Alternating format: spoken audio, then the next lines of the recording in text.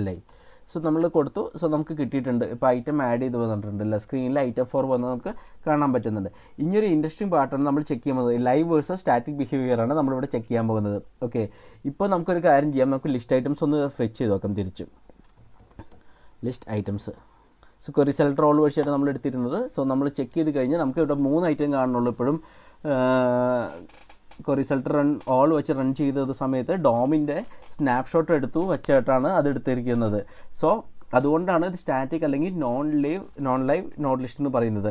ഇതെന്താ വെച്ചാൽ dome later change ആയാലും ലിസ്റ്റ് ഐറ്റംസ് ഓട്ടോമാറ്റിക്കലി ഇവിടെ അപ്ഡേറ്റ് ആവില്ല. പക്ഷേ കൺഫ്യൂഷൻ ഉണ്ടാവും. ദെൻ റിഫ്ലക്റ്റ് ചെയ്യുന്നുണ്ടല്ലോ സംടൈംസ് എന്നുള്ളത്.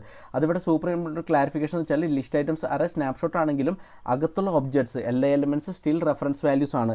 അതുകൊണ്ട് നമുക്കത് ടെക്സ്റ്റ് കണ്ടൻ്റ് ഒക്കെ ചേഞ്ച് ചെയ്യാൻ പറ്റും. ഇപ്പോൾ ഒരു എക്സാമ്പിൾ ഞാൻ കാണിക്കണമെങ്കിൽ ലിസ്റ്റ്